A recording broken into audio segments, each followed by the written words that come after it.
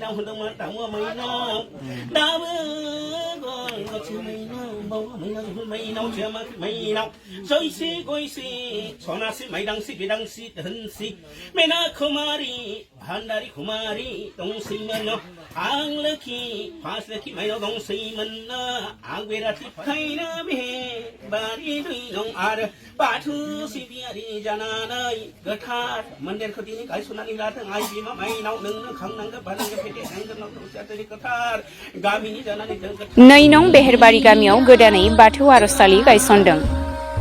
चिरां जिल्ला खुंग्रिं ओनसोलनि सिङाव थानाय नै नं बेहेरबारि गामियाव गोबाव समनिफ्रायनो बाथौ धोरोमखौ गोबानानै रायजो जाबोदोंब्लाबो दिनैसिम बाथौ आर'जसालि गैयामोन। बिथांमोनहा गावबा गावनि न'खरावनो धोरोमखौ फालिबोदोंमोन। नाथाय दिनै बिथांमोनहा गुबुन गुबुन ओनसोल एबा गामिफोरनि बाथौ धोरोमफोरा पुर्णिमा एबा अमाबैसा समाव आर'ज खालामनाय बायदि बिथांमोनहाबो आर'ज खालामनो थांखिजों दिनै गामियाव गंसे आर'ज थानसालि गायसनना लायो। लोगोसे बे आर'ज थानसालिखौ बेखेवना होयो खुंग्रिं बियाब बाथौ गौथुमनि गाहाय नेहाथारि साइन' नार्जारि बिथाङा।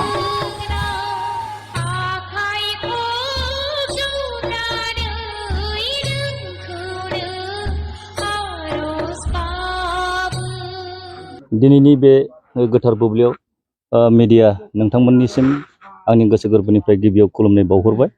दा आङो नैबे खुंग्रिं दुलाराय बियाब बाथौ गौथुमनिफ्राय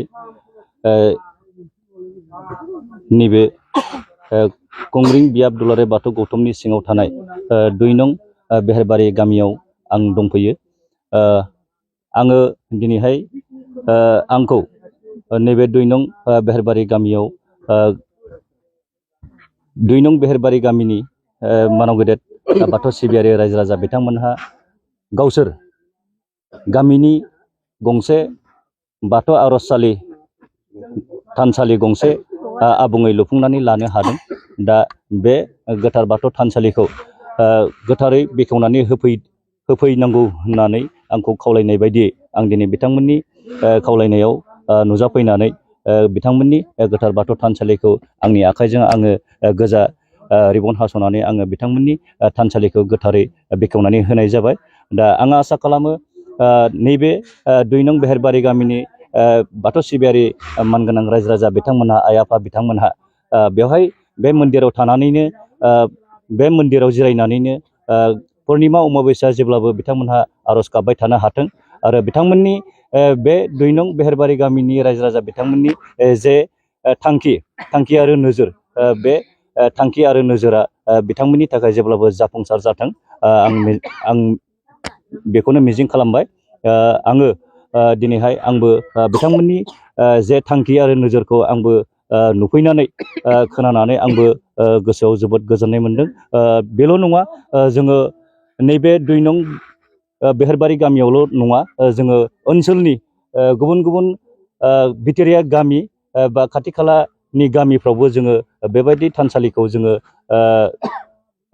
बेखेवनानै होबोबाय। आरो बुंनो थाङोब्ला ओनसोलनि जोंनि खुंग्रिं ओनसोलाव बाथौ सिबियारि रायजो राजा बिथांमोनहा मोनफ्रोमबो गामियावनो गावबागाव गामियावनो गंफा गंफा आर'ज बाथौ थानसालि दंसै।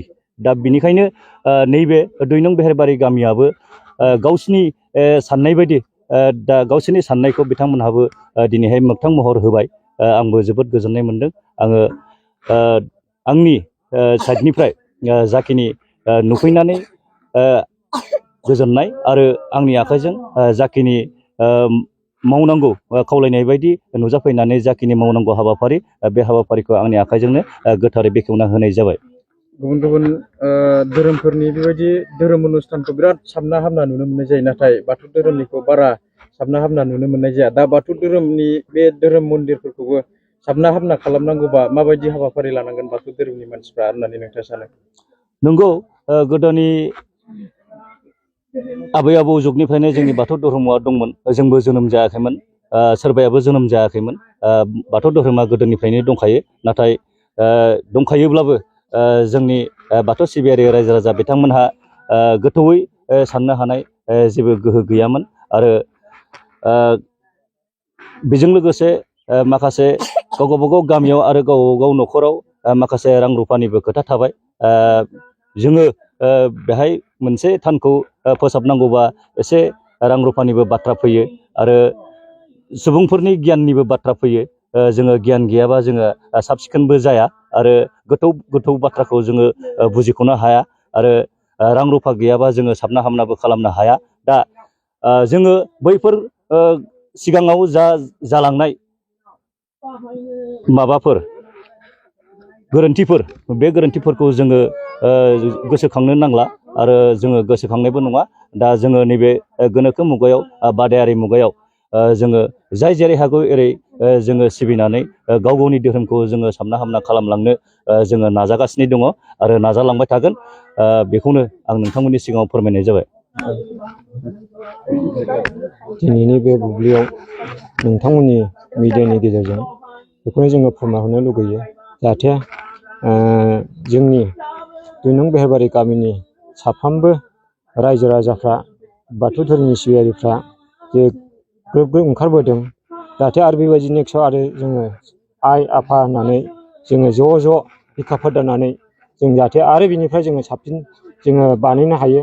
मन्दिरफोरखौ जोङो बिनिफ्राय साब सिखोनसिन खालामलांनो हायो जों नाजालांबाय थागोन आरो बेजों लोगोसे जोङो जानाखि मावनांगौ आद्रा दंबावो बेखौ जाहाथे जोङो मोजां रोखोमै जाहाथे जों मावलांनो हायो। जानाखि जों दिनैनि बे अपेनिंआव माने एसे रां रुफानि प्रब्लेम हिसाबै जों जानाखि एसे मावनांगौ बेखौ जों एसे खमजुरि बायदियैनो जोङो मावनांनाय जाबाय आरोखि। जाहाथे आरो जों आसा खालामो नेक्स्टआव जोङो मोजाङै जोङो जाहाथे खालामलांनो हायो। बाथौ धोरोमनि गुबुन गुबुन गामिफोरनि गामियारि बिथांमोना माने आर'ज गाबनाय हाबाफारिखौ पुर्निमा अमाबैसानि अनगायैबो बिदिनो बिस्थिबार मंगलबार बेबायदियावबो आर'ज गाबनाय जायो। दा नोंथांमोननि गामिया मा समाव आर'ज खालामगोन? बेखौ जोङो माने पुर्निमा अमाबैसा नैथि मंगलबार हायोबा जोङो बे बिस्थिबारावबो जोङो नाजागोन आरोखि बेनो।